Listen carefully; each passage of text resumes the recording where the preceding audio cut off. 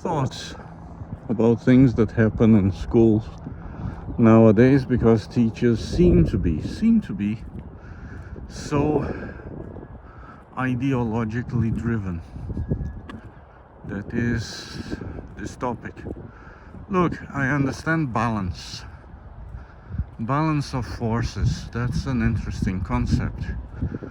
According to the initial philosophers, at least Aristotle, balance is necessary. What happened yesterday at my children's school is unbalanced, mentally unbalanced, one could say. One of my kids has an issue, like the teacher seems to have an issue with one of my kids. And the teacher takes things said personally. And yesterday, when it was ending the evaluation of one of my kids, the teacher started asking her questions, right?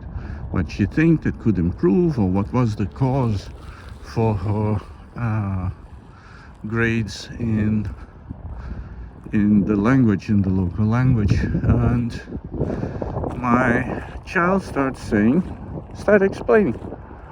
But when it would be to point out that, because I don't speak the local language, so I cannot really help my kid with that. When she said that it's because her mother doesn't help her enough, when she was about to say the mother, and then the teacher would stop her. And then she would ask again, the teacher would ask again, no, but what is the cause? And then she would explain, she would start again. And when it got to the mother, the teacher would tell her to stop. And then she would proceed with this, so you can understand how frustrating it can become. And it's a kid, it's not an adult. Then my daughter, out of frustration, started crying. Then the teacher started saying, oh, and started kind of referring, it might be due to lack of concentration that my daughter could not tell with certainty why she was not doing better in the local language. Like, my daughter just came to this land 3 years ago, you understand? Anyway, and because of age, she hadn't been in touch with a lot of people. But anyway, then when I saw that my daughter was starting to cry because she was so frustrated because the teacher would interrupt her and make the same question, and interrupt her again and make the same question, and interrupt her again and make the same question, to the point that my daughter started to cry, I interfered. I said, no, listen, it's because of the mother. When I said the mother, and look, I was going to be perfectly fair in a way. I would even defend because of what I was about to say. Like, obviously I'm not together with the mother anymore, I can't, it's unbearable. I would actually, but it's been 3 years ago, so you kind of relevate a lot of stuff, and kids are doing fine, everybody's doing fine, so you don't think about the real reasons anymore. So I had even forgotten all that, but I was actually even going to defend the mother, saying she can't teach her because she doesn't have usually enough time because she's working. But I couldn't get to the part of working because every time I would mention the mother, then the teacher did something to me that and look, I'm not the kind that when I'm in the middle of saying something, and I don't do either, like, I was very well educated that when people are explaining something that is to be considered relevant to the conversation, I shut up and listen, right? And not just because it's the polite thing to do, but it's because it's the most obvious thing if you really want to see the reason or point or whatever is it that the person is trying to talk with you, right? Communication, communication, communication, right? So I'm not used, because I do that, and the environment I am from, people do that as well. I'm not used to have someone to say stop. She literally said those words, stop right there. And I froze like a criminal when I'm in an American movie, when a police officer pulls a gun and says, stop. Stop in the name of the law. Stop right there. I thought it was the weirdest thing. And she started doing, incredibly enough, she started doing the same thing to me. She stopped me from talking, and then she asked me again in a very professorial tone. And I, like, you guys know me, I thought it was the funniest thing. I only stopped because I wanted to see where she was going with that. And she started to do the same thing with me. She would ask me again, and when I would get to the point of the mother, she would say, stop. And then she turned to Freya eventually and said, honey, would you like to go now? Would you like what I was saying was something so hideous that children couldn't hear it. And I was just I wanted to laugh, but I couldn't. And by the way, her mother was right there in front of us, and she didn't say a word because she knows why I was going to say that. She knows pretty well why, because it's true. You know, the mother has this characteristic, and that's the reason why it ended up not working. That when we said something she didn't want to hear, she simply wouldn't listen. And then we would have to repeat several times. And when she pretended to hear, then we would leave. But then later on, she would do exactly what she wanted. And then things would go wrong because, you know, you thought you had an agreement. And then she would say, oh, but you never said that. So after, you know, after 5, 10, more than 10 years of her doing that, I kind of quit. Can you blame me? Although it was her that quit to me. It wasn't even me. I was putting up with that. I just stopped trying to communicate in that sense. It was useless. But the kids, you know, they need to listen to them. But anyway, the teacher started doing that with me, like, and then I started getting aggravated because people don't do that with me. They shouldn't do it with her, they shouldn't do it with me, they shouldn't do it with anyone, especially when the lunatic is the one who is actually asking the question and making the whole body language that she wishes to hear. But apparently she only wished to hear what she wanted to hear. So I guess it was kind of a pair of levels worse than my ex. I was lucky and I didn't know it. Anyway, and by the way, my ex only started doing that after university. Before, she was amazing. But this thing of not listening at all.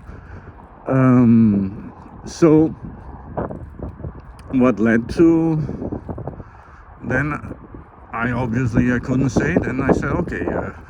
Then the teacher said, okay, we are over. After my daughter was gone, and she asked me the same question, kind of 5, 6, 7 times, again 10 times. And then I said, look, are we done? And she said, yeah, we are definitely done here. I said, are you sure? Is there any more point, anything I need to know about Freya? And then she said, no, I think I heard enough. And I said, oh, okay. And then I left.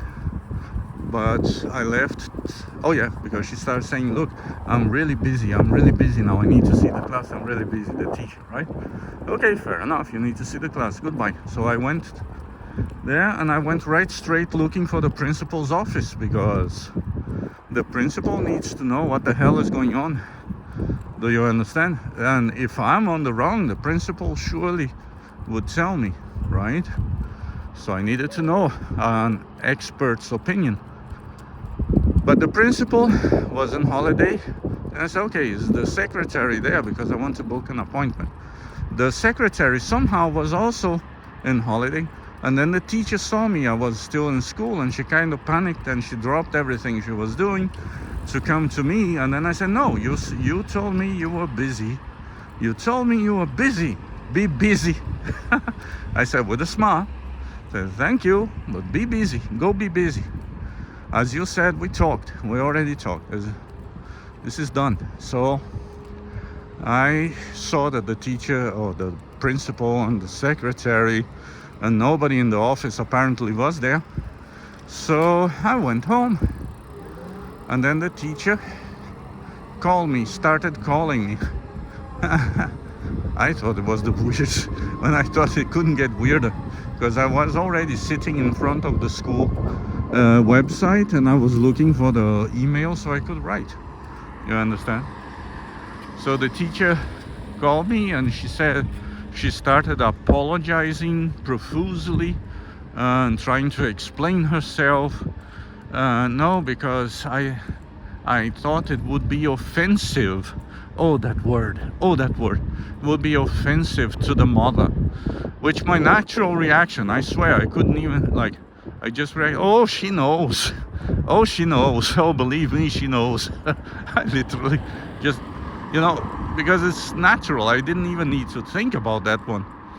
And then I told her, look, she's right there. And if she really had an issue with, apparently it seemed that she didn't, because she didn't say a word, it is implied that she could pretty well, by the kind of job that she works with, that she works with, the teacher knows, it's a position of high responsibility.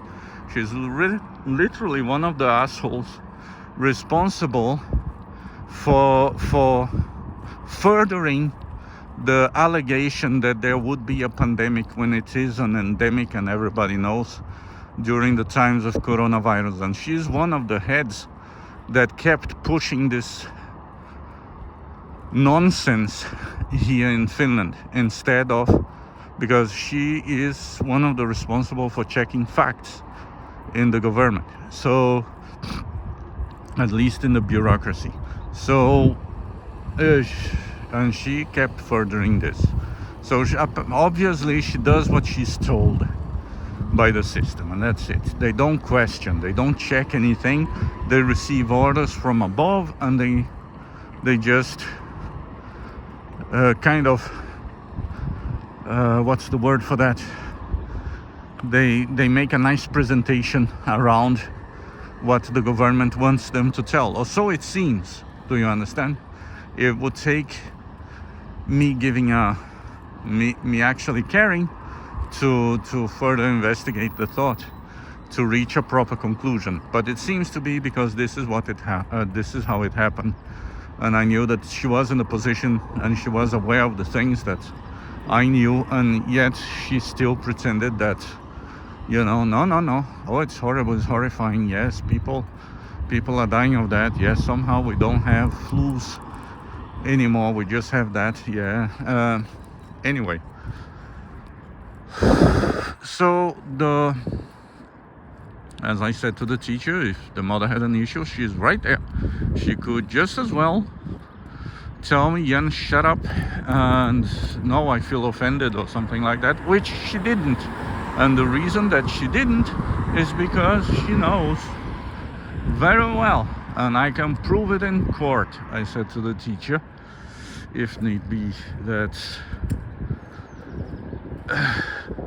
she doesn't listen. And that's all. And then I told the teacher, look, and that's all I wanted to say. And then the teacher, no, but you should always say nice things to the kids. And then I thought, oh my God, I am talking to a basic school teacher. I said, yes, when they deserve to, when it's true, And then I said, look, I was even going to say that. I was even going to say, because she's very busy, she works hard, maybe that's the reason. And then the teacher, yes, that's how you say things. She thought that she was teaching me things. Like the level of self-delusion. Like, look, I play with self-derision, okay? But that's for a philosophical approach. Because I realized, one of the bases of my philosophy, is that I realized everybody's only using humiliation nowadays, self-abasement. Nobody's using a bit, at least a little bit, of self-derision. Why should they use it? Well, to show the self-ridicule sometimes.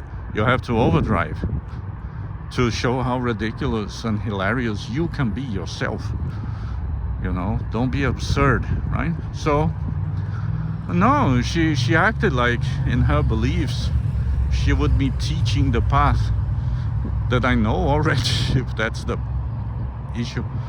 And, you know, it was the craziest experience, so I had to share because I'm kind of confused. Like, what should I do? Of course, I am complaining to the school. That's a must now, because the way that she treats my daughter. And then after that, I talked with my daughter, and then she even told me, look, she does that. When I said, oh, she called me, and then she said, oh, she does that. Afterwards, she comes and asks you, oh, how do you feel?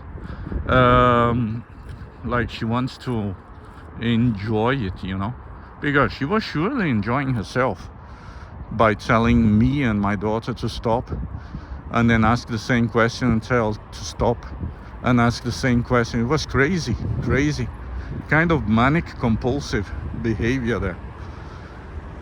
Weird. That was weird. And that's the teacher of one of my kids. The others I don't hear any, and I never seen any such behavior. So I would say misbehavior, because that's not how you have conversation. That you refuse to listen to anything that doesn't go along with what you believe. You understand? And but she apologized, and she said she thought, oh yes, you're right, you're correct. But then my daughter, like later on, I talked with my daughter when she came home. My daughter thought that I would be mad at her. I said, why? You never, I was mad at your teacher for what she did. Like, you don't do that to people. It was good that it happened, because then I could teach my daughter that she shouldn't let people talk to her like that. You know, I said to her, look, if somebody talks to you like that in real life, because for me that was not real life. It was like a weird dream. It was so unrealistic, I swear it. I'm so not used to insanity around me that I swear it. Or ideologues. I don't know, I haven't even figured how should I classify that woman, because I want to have an opinion about that after I talk with the principal of the school and ask what the hell is going on there.